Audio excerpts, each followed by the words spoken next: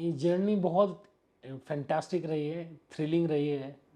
और किसी भी यात्रा के बाद जब आप जहाँ पहुँचते हैं, तो यात्रा अगर वहाँ पहुँचने के बाद बहुत अच्छा अगर आपके साथ कुछ दर्शन हुआ हो या आपने बहुत कुछ अच्छा देखा हो, तो सारी यात्रा की थकान आपकी एक सेकंड में मिट जाती है। तो इस सफलता ने उस सारी थकान को और सारे संघर्ष को एक क्षण में काफूर कर दिया है। तो मैं तो दर्शकों को धन्यवाद दूंगा कि उन्होंने फिल्म को सर आँखों पे बिठाया है, और जिस तरह उन्होंने लिया है अपने, मेरे बच्चे को अपने गोद में लिया है, उसके लिए बहुत बहुत धन्यवाद। बिल्कुल बिल्कुल। ओ माय गॉड जब आई थी उमेश शुक्ला की, तब आज जब आपने ये ओ माय गॉड देखी होगी, तब आपने सोचा था कि इस ओ माय गॉड 2 का पार्ट आप बनेंगे और ये कैप्टन ऑफ शिप बनेंगे, आप डायरेक्टर बनेंगे, आप इसका पूरा सब कुछ? नहीं नहीं, ऐसा तो कभी नहीं सोचा था। और ये दोनों फिल्में, मुझे लगता है दोनों फिल्में अलग फिल्में हैं। ओ माय गॉड सिर्फ मुझे लगता है नाम की वजह से आप कह सकते हैं या ब्रांड की वजह से, लेकिन ये फिल्म एक आस्तिक आदमी की कहानी है। मैं निजी जीवन में ही बड़ा आस्तिक आदमी हूँ, तो मुझे नास्तिकता में ज़्यादा विश्वास नहीं है। मतलब मुझे पता है कि भगवान है, मैं इस बात को मानता हूँ भगवान मैं भी है। मानता हूँ। तो इस बात के आधार पर ये फिल्म टिकी है। तो अ, उन्होंने ऊपर ऊपर कुछ सोच रखा होगा कि अगर ऐसे कोई फिल्म आई है जो भगवान को इस तरह से बात पेश कर रही है, तो शायद एक सिनेमा मेरे कंधे पे डाल दिया उन्होंने कि आप भी एक फिल्म करो जिसमें भगवान बगैर बोले भी आएगा और आस्तिक आदमी के लिए आएगा। तो बहुत अच्छा रहा है। ओके, अक्षय कुमार जी हैं, तो बताइए कि आप कैप्टन ऑफ शिप हैं, कैसा रहता था अक्षय कुमार जी के साथ का एक्सपीरियंस शूटिंग पर, सेट पर? क्योंकि वो हमने सुना है बहुत ही जॉली इंसान है, मस्त इंसान है। तो आप अगर नहीं, मुझे पहले डराया गया था बहुत। मतलब क्या होता है, कई बार आपका एक पूरा एजेंट ये होता है आपका लौजमा, और क्योंकि राजा बगैर वस्त्रों के और घोड़े गाड़ी और अधूरा मुकुट के है। नहीं निकलता। बिल्कुल। तो फिर ऐसा भी होता है कि जो साथ में लौजमा होता है वो आपको कभी आगे भी राजा को टच करने नहीं देता। आपको उस तक पहुंचने के लिए बहुत सीढ़ियों का ये करना होता है। तो कई लोगों का ये कहना था कि देखिए वो टाइम पे आ जाएंगे, और टाइम पे अगर ख़त्म नहीं हुआ तो सीन नहीं होगा आपका, अगर आपने, और फिर वो टेक इतना ही देंगे। और देखिए वो हमेशा छुट्टी को, परिवार को महत्व देते हैं, इसके लिए वो 6-7 दिन शूटिंग का एक दिन होगा, वो डिस्टर्ब नहीं करते परिवार का, वो उसकी उनकी प्राथमिकता रहती है। और काम की पहली प्राथमिकता है वो टाइम पर। अगर तो मुझे सब कुछ पहले से ब्रीफ कर दिया गया था। और संडे होगा तो फिर, लेकिन योगा योग से ऐसा था कि उनके सारे सीक्वेंस जो थे वो सब आउटडोर के थे, और रेलवे स्टेशन हो या पुलिस स्टेशन हो, अब ये सारा कुछ मिलता ही था संडे को। तो मुझे लगा कि यार इनसे पूछूंगा तो फिर कहीं ऐसा ना हो कि आप नहीं सर ये चेंज कर लीजिए, कुछ एडजस्ट कर लीजिए। तो मैंने सीधे ही बात कर लिया उनसे। मैंने उनको बोला कि सर ये संडे को ही मिल रहा है, और सीन बड़ा है सर, तो मुझे लगता है रात शाम को 6 बजे नहीं छोड़ पाऊंगा मैं आपको।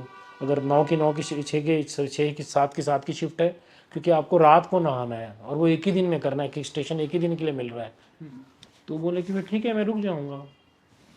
तो कभी नहाना है, तो बोला सर वो 9-10 बजे तक। हम नहाए वो 12, 12:30, 1 बजे, और उस टाइम ठंडी का था, वो ठंडा पानी था बहुत। तो नहाए वो 2 बार 3 बार नहाए। तो मैंने देखा कि काम करते हुए उन्होंने सबका ख्याल ही नहीं रखा कि आओ चलो गीला करो, नहाओ, शॉट दो, और टेक के बाद के तुमको एक और चाहिए तो हाँ, तो फिर एक और ले लो, फिर करेक्शन पहले एक बार रिहर्सल कर लो। टाइम मैनेजमेंट उनका कोई हाथ नहीं पकड़ सकता। मैंने जो अपने सफ़र के दौरान जो सबसे महत्वपूर्ण चीज़ इस एक्टर से सीखी है वो है समय। समय बहुत मूल्यवान है, हमको पहले बताते थे, मैंने उसका एक प्रैक्टिकल एग्जाम्पल एग्जाम्पल देख लिया सामने। और यही वजह है कि मैंने इस बार जब काम करना शुरू किया और जैसे ही देखा कि ऐसा है, तो मैंने बोला यार जीवन में डिसिप्लिन बहुत बड़ी चीज़ है। मैंने अपने बच्चों को सामान्य स्कूल से निकाल के दोनों को मिलिट्री स्कूल में डाल दी। कि मैंने उनको बताया कि मैं बच्चों को डाल रहा हूँ क्यों, और मेरे को लगता है उनको डिसिप्लिन आना चाहिए। सवेरे 5 बजे उठने का और समय पे सोने का डिसिप्लिन मैं नहीं कर पाया, क्योंकि मैं ही आराम से उठता हूँ। मैं सोता हूँ रात को 3:30-4 बजे, उठता हूँ 9 बजे, कभी भी काम करता हूँ। मेरे को देख के ही सीख रहे हैं, मेरे को अपने ऐसा नहीं बनाना है। अगर वो अक्षय कुमार का एक रत्ती बन जाएंगे तो जीवन सफल होगा उनका। जी जी, बिल्कुल बिल्कुल। सो बहुत सारी प्रॉब्लम क्रिएट हुई इस फिल्म जब से ट्रेलर आया तब से ही लेकर, एंड जब आप के लिए बहुत बड़ी फिल्म थी, तो जब सारी चीज़ें बातें हो रही थी कि आ, इस तरह से कंट्रोवर्सी क्रिएट हो रही है, वो पानी से नहलाया जा रहा है, ये सब जब सारी चीज़ें आप पढ़ रहे थे, देख रहे थे, तो क्या कुछ आपके दिमाग में चल रहा था, एंड क्या कुछ इन सब पर क्या आपका टेक था? नहीं, मैं अभी इंतज़ार ही कर रहा था, ये प्रश्न अभी आएगा क्योंकि अधिकतर सभी के प्रश्न इसी तरह आ रहे हैं। मैं इसे अवॉइड नहीं करूँगा, नहीं तो आपको लगेगा अरे आपने सबको तो जवाब दिया, मुझे तो जवाब दिया ही नहीं।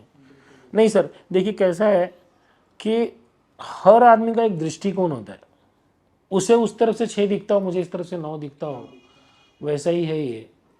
उनकी कोई मजबूरी रही होगी, लेकिन अब दर्शकों के पास आने के बाद फिल्म ने जिस तरह से बात करना शुरू किया है, किसी एक रिव्यूअर ने वो जो अभी जो सीन पहले जो आपने उस पर देखा होगा टीजर में, स्टेशन पे जो नहाने का सीक्वेंस है, हाँ सीक्वेंस। जो ब्रह्म मुहूर्त में एक पानी से जो नहा रहे हैं, अभी तो चेंज हो गया, बैकड्रॉप बदल गया, नहाने का सीक्वेंस है लेकिन स्टेशन नहीं है, वो सेंसर की वजह से बैकड्रॉप कट गया, मतलब मॉडिफाई हो गया।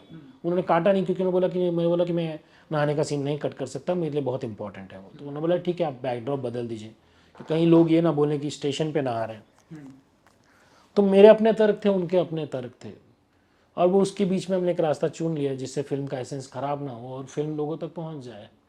मुश्किल रहा है, लेकिन अब मैं सबके थ्रू यही इल्तजा कर रहा हूँ, अब मैं यही रिक्वेस्ट कर रहा हूँ कि मैं अभी भी हाथ जोड़ के कह रहा हूँ कि अभी भी समय नहीं गया है, 1 हफ्ता हुआ है, प्रेक्षक अपने परिवार के साथ फिल्म देखना चाहता है और मैं चाहता हूँ ये बच्चे देखें, बच्चों तक ये बात जाए, क्योंकि जिस बच्चों के लिए हमने फिल्म बनाई है ना, पर्पस डिफीट हो गया है।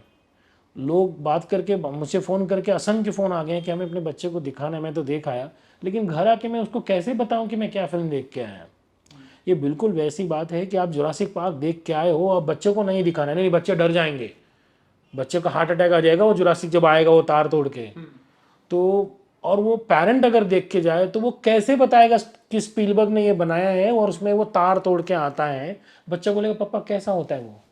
मतलब ये बिल्कुल ऐसा है कि मैं रात को तुमको कहानी बताऊंगा, उसका एक राक्षस आ जाता है, इससे बच्चे को कुछ लेना देना नहीं है, बच्चा इससे ज़्यादा देख रहा है।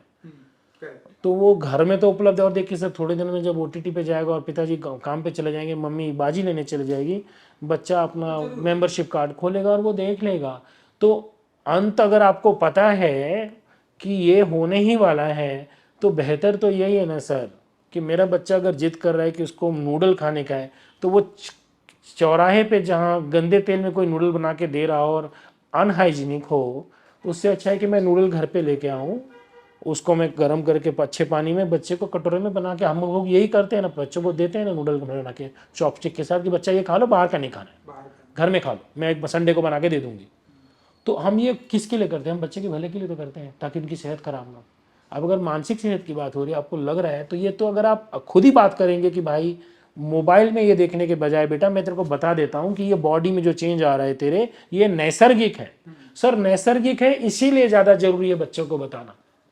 कई लोगों को लगता है कि नैसर्गिक है, बच्चे को तो पता चल जाएगा ना, जब बॉडी में कुछ चेंज आएगा तो लड़की को भी पता चल जाएगा कि आज पीरियड्स का डेट आ गया है, ये नैसर्गिक है, तभी तो माँ बताएगी ना कि बच्चे ये कोई बड़ा बदलाव नहीं हुआ है तुम में, ये शारीरिक बदलाव, ये हार्मोनल चेंज है, ये मेरे साथ भी हुआ था।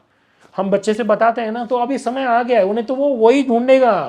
आप किसी बच्चे को बोलो ना साइज ऑफ पेनिस लिख के सर्च करने के लिए, 1 लाख साइट आ जाएगा और साथ में वो ऐड भी आएगा जो बताएगा आपको कि देखिए आपका ये साइज गलत है, हम दवा लो हमसे, क्योंकि बाजार है ये, आप बाजार कैसे रोक पाएंगे अंदर घुसने के लिए।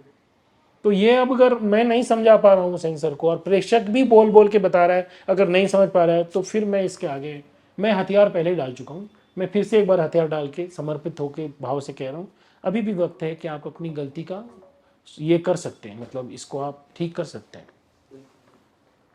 अच्छी बात बताई आपने। एक मिनट, मुझे लगता है मैं फ़ोन साइलेंट पे रखा नहीं, फिर भी बज रहा है, आपका बज रहा है क्या?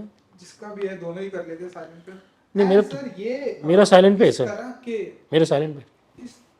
इस तरह से आप कितना मेंटली अब आप प्रिपेयर हो गए कि आप इस तरह की फिल्म बनाएंगे, आगे भी बड़े लेवल पर फिल्म बनाएंगे, सोशल मीडिया पर इस तरह से ढेरों सारी कंट्रोवर्सी होगी, कितना मेंटली प्रिपेयर हो गए आप? नहीं सर, मैं मेंटली प्रिपेयर जब भी कहानी लिखूंगा तो मैं ये सोच के नहीं लिखूंगा कि इसको कौन पसंद करेगा और कौन नहीं करेगा। कहानी जो जन्म लेती है वो खुद ही जन्म लेती है, मैं उसका जनक नहीं हूँ, मैं उसके हाथ पैर तोड़ के उसको पैदा नहीं कर सकता। मैं उसको उतनी खुराक दूंगा कि वो एक स्वस्थ बच्चा पैदा हो। वो बाजार में जाने के बाद कोई उसको कहे कि यार इसकी आँख थोड़ी बड़ी लग रही मेरे को, इसके बाल मुलायम नहीं है, घुंघराले, वो दर्शकों के ऊपर है। मैं पहले से अगर तय करने बनूंगा कि नहीं अभी एक बाथरूम का सीन लिखना है, अरे यार बाथरूम का सीन, कहीं इसको एडल्ट तो नहीं मिल जाएगा। हाँ ये बाथरूम का सीन है लेकिन चारों तरफ से कवर रहेगा, शूट नहीं होगा। लड़की जब नहाएगी तो सिर्फ सर के पर कैमरा होगा, बाल पानी गिरेगी, हाँ तो फिर वो एडल्ट सर्टिफिकेट में नहीं जाएगा। हाँ ठीक है, अब लड़की नहाएगी तो बाल का कलर अपन क्या करेंगे, तो ये ऐसे तो नहीं लिखा जा सकता ना, फिर तो कोई कहानी नहीं लिखी जा सकती। और स्वतंत्रता आपका जो हक है, फ्रीडम ऑफ स्पीच जिसको हम कहते हैं, ये मेरे को मौलिक हक मेरे संविधान ने दिया है, मैं वही लिखूंगा जो मुझे सही लगता है। बिल्कुल। और एक सवाल आपसे पूछा जा रहा होगा जब से ये फिल्म की रिलीज डेट आई, सेम डेट पे गदर 2 भी आई एंड लोग बहुत एप्रिसिएशन कर रहे हैं, ओ माय गॉड, दोनों को ही बॉक्स ऑफिस पर बहुत ज़्यादा सफलता मिल रही है। बहुत सारे आपको सवाल पूछे या जा गए होंगे कि सेम डेट पर क्यों रिलीज कर रहे हैं, बॉक्स ऑफिस का फायदा होना चाहिए, हम चाहते हैं कि ओ माय गॉड 2 भी हो एंड गदर 2 भी हो। अब जब आई ये फिल्म, दोनों ही फिल्म बहुत ही ज़्यादा अच्छा बॉक्स ऑफिस कलेक्शन भी कर रही है, तो इन सारी चीज़ों को कैसे देखते हैं आगे जी? नहीं देखिए, ये निर्णय तो बहुत प्रोड्यूसर्स का निर्णय होता है, ये मेरे जुरिडिक्शन का नहीं है। लेकिन उन्होंने सोच समझ के ही किया, क्योंकि ये वीकेंड छुट्टी का 15 अगस्त है, उसके बाद फिर लंबा वीकेंड भी है, कोई फिल्म भी आगे पीछे नहीं। देखिए आप अगर ये सोच के बैठेंगे ना कि गाड़ी में तब निकालूंगा जब सिग्नल सब हरा होगा, तो कभी गाड़ी नहीं निकाल पाएंगे आप। आपको पीछे आते तो ओपनहाइमर आती है, रॉकी रानी आती है, आगे आएंगे तो 2 और फिल्में आएंगी, कभी भी ये तय नहीं कर पाएंगे। अब हर हफ्ते का आपका लड़ाई अलग है। दूसरा, हाँ गदर के साथ आने का निर्णय कभी भी वर्सेस नहीं था कि दिस वर्सेस दिस, एनिमल भी वर्सेस नहीं था कि हम दिस वर्सेस दिस था। हमें अपने बच्चे पे पूरा विश्वास था कि वो पढ़ के लिख के गया, वो एग्जाम में अच्छा लिखेगा और वो पास होगा अच्छे नंबरों से। दूसरा, गदर, हम ये बात झुटला नहीं सकते और नज़रअंदाज भी नहीं कर सकते कि हमें नहीं पता था कि गदर 2 भी आ रही है। हमें पता था गदर 2 आ रही है और हमने बहुत ही मैत्रीपूर्ण भाव से उसको लिया। आपने फिल्म में अगर देखा होगा, एक गाना जो हमारा स्टार गा रहा है, वो हमने शुभकामनाएं देने के लिए ही गाया। हम अगर चाहते कि हम उससे अगेंस्ट में आ रहे ना, तो हम वो गाना कभी भी नहीं डालते। हमने उसको शुभकामनाएं देने के लिए वो गाना रखा है कि भाई अगर आप, ये तो हमने इंटीग्रल पार्ट बना लिया अपने प्रमोशन का, कि आप हमारा दर्शक जो देखने आ रहा है वो गाना सुन रहा है गदर 2 का जो इतनी धुआंधार चल रही है, तो बाहर आके वो पॉजिटिविटी ही प्रोपोगेट करेगा ना सर, कि सर इसमें भी ना गदर का गाना बज रहा था। अल्टीमेटली हम तो प्रमोशन ही कर रहे हैं इस फिल्म का, तो हम तो मैत्रीपूर्ण भाव से ही चल रहे हैं। और मेरी तो फिर अभी भी आपके थ्रू ही शुभकामनाएं सनी देओल जी को, उनके निर्देशकों को और प्रोड्यूसरों को और निर्देशक साहब को भी, कि जो सारी शुभकामनाएं पूरे ओ माय गॉड की टीम से, अक्षय कुमार जी के बिहाफ पर, हमारे प्रोड्यूसर राजेश बैल, अश्विन वर्दे, विपुल शाह, वेदांत बाली, अक्षय कुमार, सबके बिहाफ पर, अजीत अंधारे, ज्योति देशपांडे जी की तरफ से, कि हम सबको दिल ही एक खुशी मिली है कि जिस तरह से आप लोगों ने परफॉर्म किया है, आपका ये परचम ऐसे ही लहराता रहे। बिल्कुल बिल्कुल लहराता रहे। एक आखिरी सवाल मेरी तरफ से कि अब इतने बड़े लेवल पर आपकी फिल्म आई है, तो अब लोगों से, ऑडियंस से आपकी एक्सपेक्टेशन बहुत ज़्यादा बढ़ जाएगी। आप जो भी फिल्म लाएंगे, चाहे वो छोटे बजट की हो, बड़े बजट की हो, स्टार कास्ट कोई भी हो, तो कितना बड़ा प्रेशर फील करते हैं कि आप जो नेक्स्ट अनाउंसमेंट करेंगे वो लोगों को बहुत ही ज़्यादा उम्मीद रहेगी कि अरे ओ माय गॉड 2 के डायरेक्टर हैं अमित जी, तो इसमें भी कुछ ना कुछ नहीं पता नहीं, वो मैं महसूस नहीं कर रहा अपने कंधे पे। हाँ मैंने क्रिटिक को कहा था कि आपने इतना सुंदर लिखा है मेरे फिल्म के बारे में, तो मुझे ये जिम्मेदारी अब महसूस होने लगी है कि मैं जब नेक्स्ट सिनेमा करूँ ना, तो कम से कम आपके लिए मुझे वो सिनेमा अच्छा ही बनाना पड़ेगा ताकि आप अच्छा लिखो। मैंने एक किसी अपने क्रिटिक दोस्त को कहा, जो पिछले 10-12 साल से मेरा संघर्ष भी देख रहे हैं, और वो मित्र भी हैं और बड़े क्रिटिक भी हैं, बहुत बड़े क्रिटिक हैं। उनको फ़ोन करके कहा मैंने कि आपने इतनी जिम्मेदारी मेरे कंधे पर डाल दी है, ये स्टार देकर, 4-4.5 स्टार देकर, कि मुझे लग रहा है मैं नेक्स्ट काम करूँगा तो मुझे इसी पैमाने पे करना पड़ेगा। थैंक यू, चलिए, thank you so much. Thank you so much, thank you.